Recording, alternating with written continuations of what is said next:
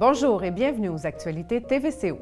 Au sommaire cette semaine, le nouvel aréna de Baie-Saint-Paul inauguré en grande pompe, un DEP cuisine entièrement revampé au centre de formation Charlevoix et la laiterie Charlevoix une fois de plus gagnante des prix Caséus. Bonne émission!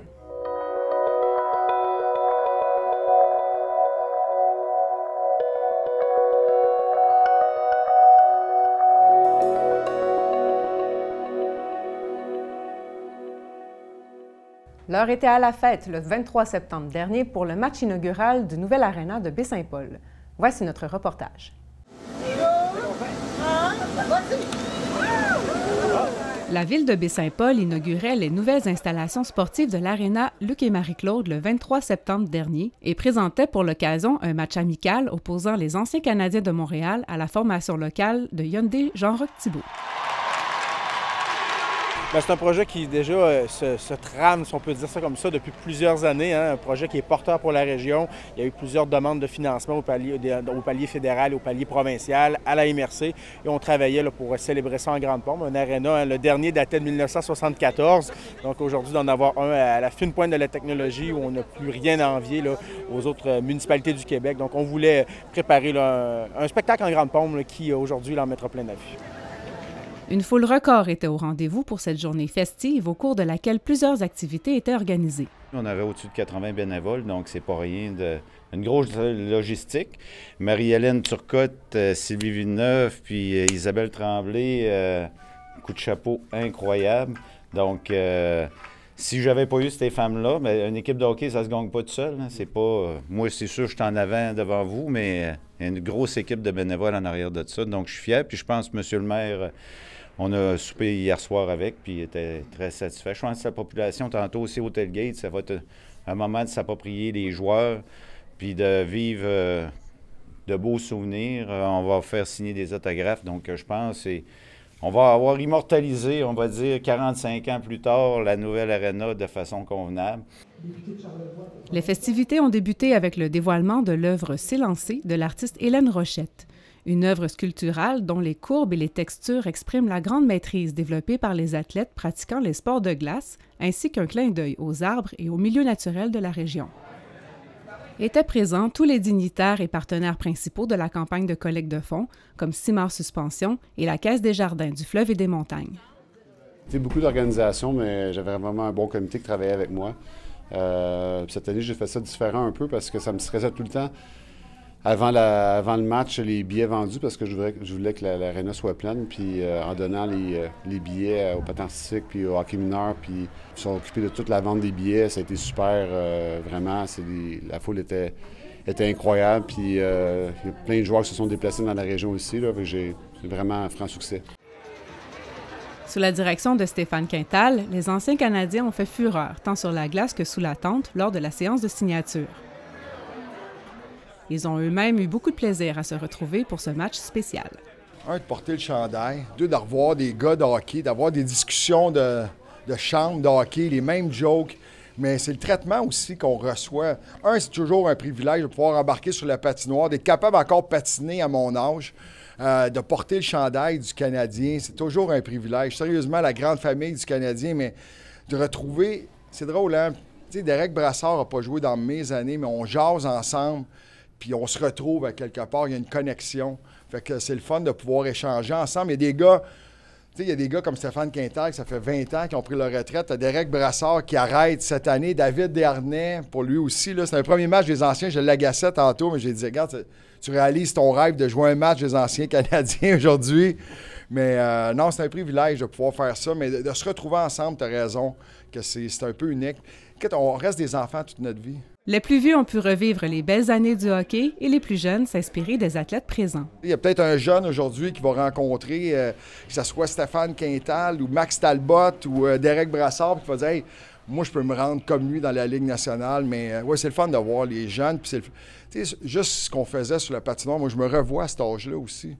D'embarquer avec des gars de la Ligue nationale, puis d'avoir des modèles. Puis il y en a des beaux modèles de Québécois qui ont dû travailler. C'est pas tout le monde qui est un premier choix puis qui l'a eu facile dans sa vie. Il y a des gars qui ont dû bûcher, puis on a plusieurs exemples sur la patinoire.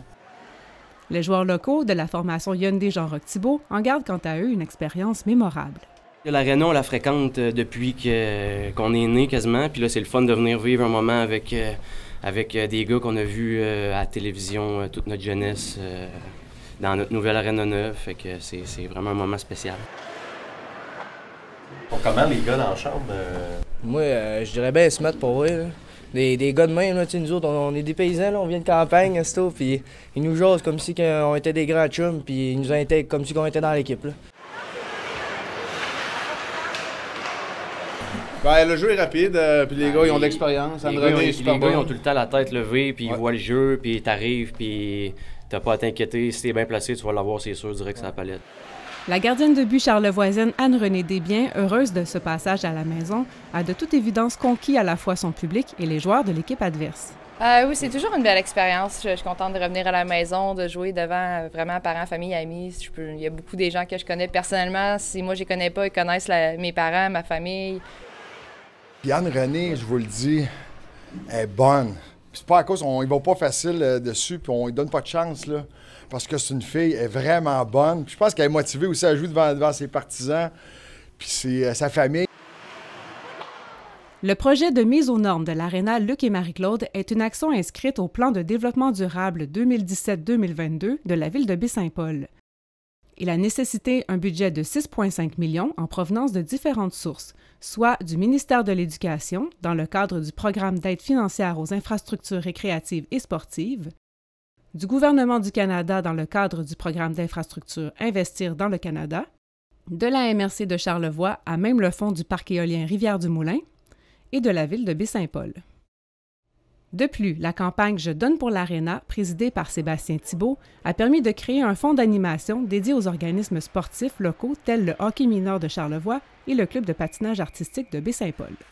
Bien, on a fait une campagne là, de levée de fonds publique là, où on avait un objectif de 600 000 qui a été atteint par la vente de bancs là, symboliques, là, comme à l'image là, au Colisée là, de J'ai ma place. On a vendu également sur les bandes là, symboliquement également pour les commanditaires. Il y a le nom de l'aréna également là, qui est l'aréna Luc et Marie-Claude, présenté par Simard Suspension. Il y a Desjardins. Donc, une belle campagne pour la population. Et aujourd'hui, avec les anciens Canadiens de Montréal qui seront présents, il y avait la possibilité d'assister au match qui aura lieu là, cet après-midi où on a plus de 1000 billets là, qui ont été vendus. L'agrandissement et la réfection des installations de l'aréna de Baie-Saint-Paul viennent non seulement répondre aux besoins des sportifs de la communauté locale, mais contribuera aussi à accueillir des événements de plus grande envergure, autant sportifs que culturels.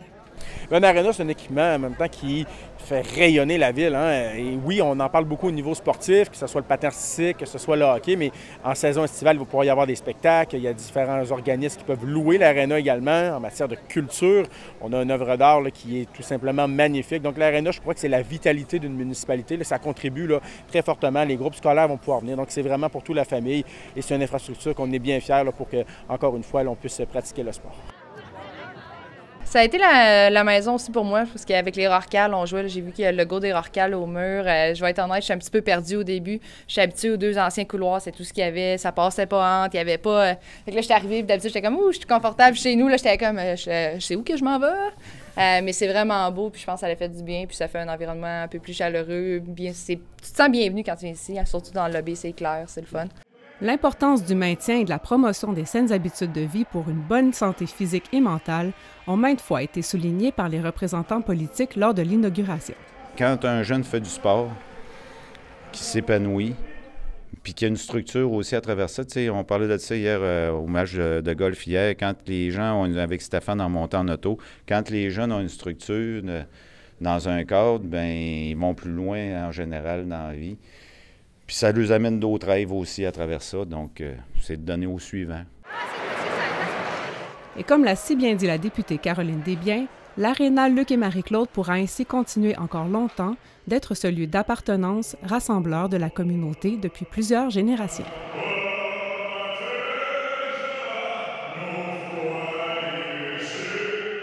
Après 3 ans sans cohorte, le Centre de formation Avise propose une nouvelle formule pour son DEP cuisine en partenariat avec la Chambre de commerce de Charlevoix.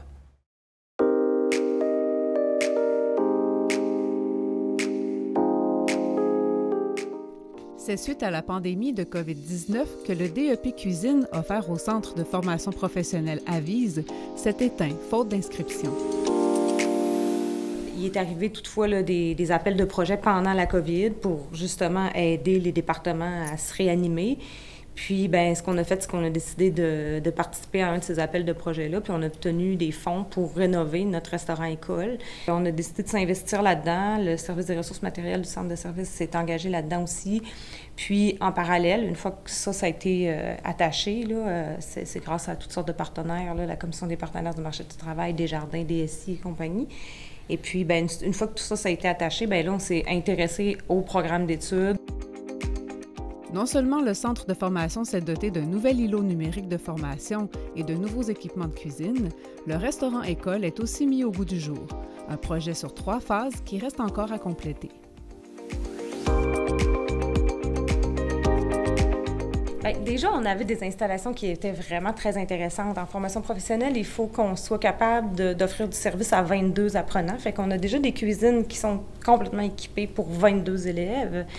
Ce qu'on a fait là, dans les dernières années, c'est qu'on s'est équipé d'un four rationnel. Fait que là, on a vraiment... on est à jour dans la technologie de ce côté-là. La grande nouveauté du programme réside toutefois dans sa formule conciliation travail-études grâce à un partenariat important avec la Chambre de commerce de Charlevoix. La Chambre de commerce, dans le fond, c'est un partenaire, ça qui nous aide beaucoup au recrutement pour faire le démarchage, aller trouver soit des restaurateurs qui sont intéressés à nous envoyer des participants ou encore des participants qui cherchent des employeurs, donc il y a un match à faire à quelque part. Ça demande quand même pas mal de travail, pas mal de démarchage. Puis c'est aussi la Chambre de commerce qui administre l'ensemble de la subvention là, pour le remboursement des salaires et tous les autres frais là, qui sont en lien avec la formation, mais qui n'a pas nécessairement pour la formation en tant que telle, parce qu'on a le financement du ministère de l'Éducation, mais pour tout ce qui est autour, là, salaire, frais de déplacement, matériel des élèves, équipement aussi. Donc, c'est eux qui administrent cette partie-là. C'est vraiment un travail de collaboration qu'on va avoir là, du début jusqu'à la fin de la formation. La prochaine cohorte, formée de 12 à 20 étudiants, débutera le 30 octobre prochain pour une durée d'1 an. La formation est en alternance travail-études, c'est quelque chose qu'on n'a pas nommé, mais c'est vraiment 50% en entreprise et 50% à l'école. Donc, on est à environ 3 jours à l'école, 2 jours en entreprise pour toute la période hivernale, là, du 30 octobre aller jusqu'à mi-juin. Donc, 2 jours en entreprise, 3 jours à l'école. Puis à partir de la mi-juin, on les envoie 100% en entreprise.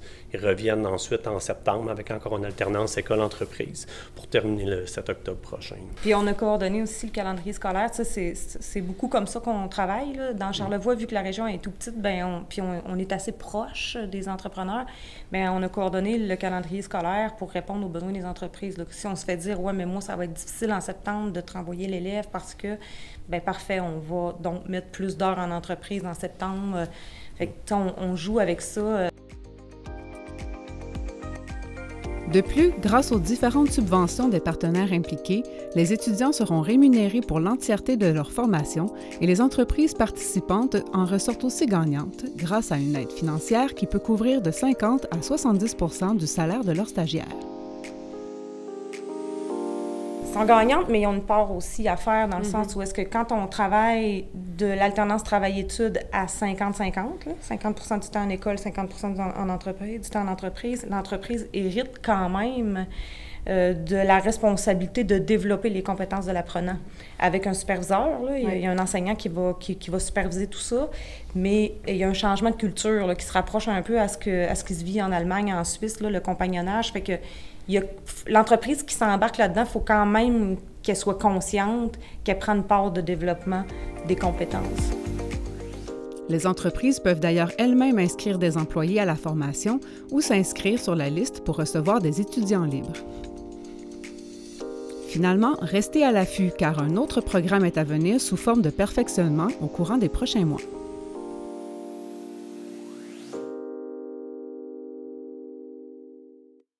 Les prix Caséus ont une fois de plus couronné 2 fromages de la laiterie Charlevoix. Philippe Labbé nous accueillait dans leurs installations pour en parler. Les prix Caséus, qui récompensent les fromages fins au Québec, ont une fois de plus mis la lumière sur 2 produits de la laiterie Charlevoix, l'Origine et l'Emmental. L'origine, assurément, c'est un des fromages forts, si on veut, de la laiterie. C'est un type reblochon, donc il y en a un petit peu moins, c'est moins courant au Québec. Les fromageries en produisent, mais pas tant que ça. Donc c'est un fromage qui est super populaire d'une coast to coast au Canada, donc de l'île du Prince-Édouard jusqu'à l'île de Vancouver. L'emmental, c'est un fromage qui est un petit peu plus, comment je vous dirais, régulier. Les gens en achètent assez régulièrement, beaucoup de gens en font. Il y en a dans la commodité, mais nous, c'est vraiment un emmental fin. L'entreprise familiale en affaires depuis 1948 occupe une place importante dans le milieu fromager au Québec. C'est une saine compétition, je vous dirais, à rigueur, c'est beaucoup plus une confrérie qu'une compétition. On parle entre nous, on se donne des trucs, on a les mêmes réalités, les mêmes enjeux. Donc, d'une fromagerie à l'autre, on parle beaucoup. Et nous, la laiterie Charlevoix, en plus, on est propriétaire d'Au Terroir, donc on est un distributeur. Donc, l'ensemble des fromageries québécoises est un gros fournisseur pour nous. Donc, on est un très gros client pour l'ensemble de ces fromageries-là. Donc, c'est sûr qu'on a une belle relation avec tout le monde. Donc, je vous dirais qu'à la rigueur, c'est beaucoup plus quand on va au Casius, c'est beaucoup plus une fête, une occasion de se rassembler tout le monde ensemble puis de pouvoir échanger. Exact, beaucoup plus qu'une compétition. Cette récompense, décernée par le ministère de l'Agriculture, des Pêcheries et de l'Alimentation du Québec, est avant tout une reconnaissance du travail de l'entreprise.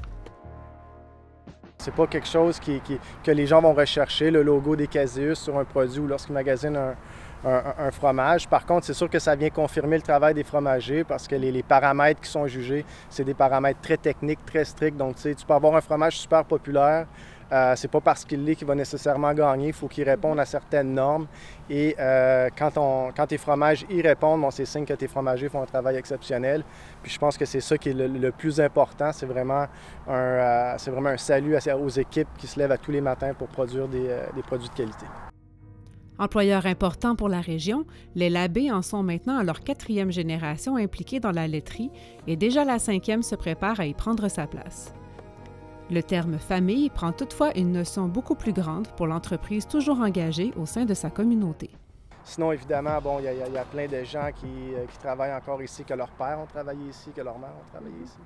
Donc, dans la communauté, mais c'est sûr que la laiterie Charlevoix essaie autant que possible d'être présente lors des événements, de donner à certaines fondations, certaines activités caritatives comme ça. C'est bien important pour nous parce que le développement de nos entreprises a toujours passé par le développement de notre région. Oui. Donc, c'est pour ça qu'on essaie autant que possible, la famille, d'être impliquée au niveau du développement régional. Fleuron charlevoisien, la laiterie Charlevoix poursuit ses efforts de développement économique avec l'approche durable et innovante qu'on lui connaît.